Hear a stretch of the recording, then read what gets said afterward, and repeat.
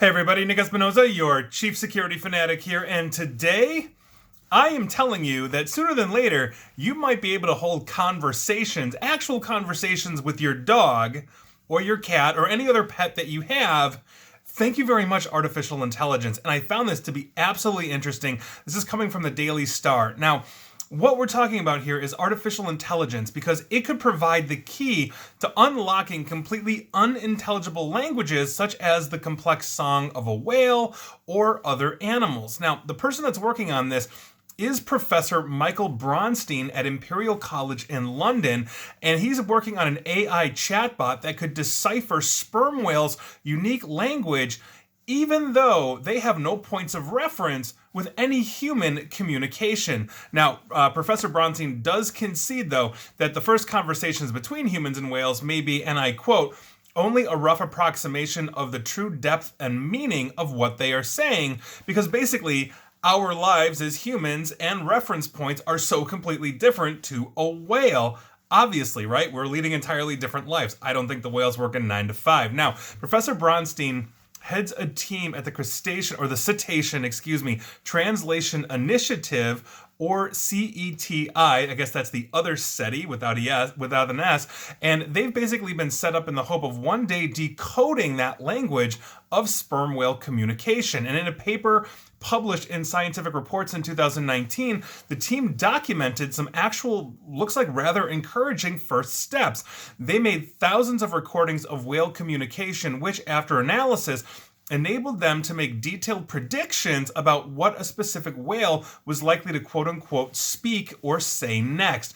But they still have no idea what the whales are actually saying. Maybe it wants fish. Maybe it needs to swim. Maybe it's tired. We have no idea. And so this is going to be an uphill battle. Now, on top of this, Professor Sophie Scott, who is a leading expert on neuroscience of voices and speech, talking to the Daily Star, basically said that while many animals are vocalizing much of the time, most, and the examples she gives are pigs, and I quote, don't seem to be saying very much. However, elephants and dolphins seem to have huge complexity to their communication. So that is really interesting. Octopuses as well, according to her, basically clearly have complex problem-solving intelligence, and I once again quote, but with no common frame of reference, it's hard to see what we could find to talk about. Not that an octopus really wants to hang out and, tell us about their day or whatever, but it's really interesting to know that if we could actually translate this, let's say, into English or other languages that humans speak,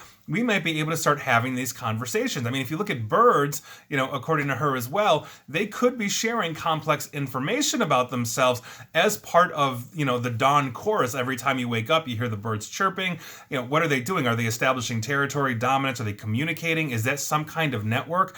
These are things that we are going to learn. And as we develop and improve our artificial intelligence, we may also be improving the ability to pick up these patterns and therefore start creating a recognition of what these patterns actually mean. Which means that if we translate that into your dog or your cat or anything at your house, that meow or that bark or whatever that is may signify something above and beyond, I'm frustrated, I'm this, I'm that. If you've ever seen Disney Pixar's movie Up, that is a really good example of where this potentially might go.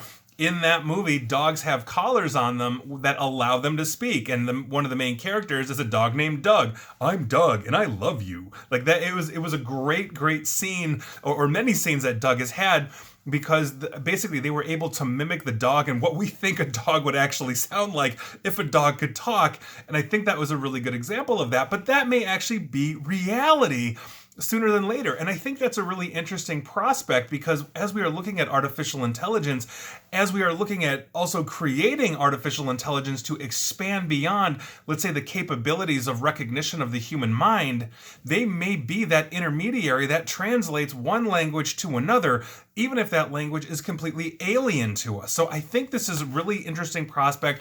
I'm very curious to see where this goes, and I think we'd all love to have a conversation with our dog at some point, even if it's the most basic thing. I have to imagine it'd be like talking to a toddler. So that is your news of the day, and I hope you enjoyed it as much as I did. And please like, share, follow me here on Facebook and Twitter at NickAESP, and please feel free to subscribe to me at YouTube as well, where I will love you. And as always, stay safe and stay online.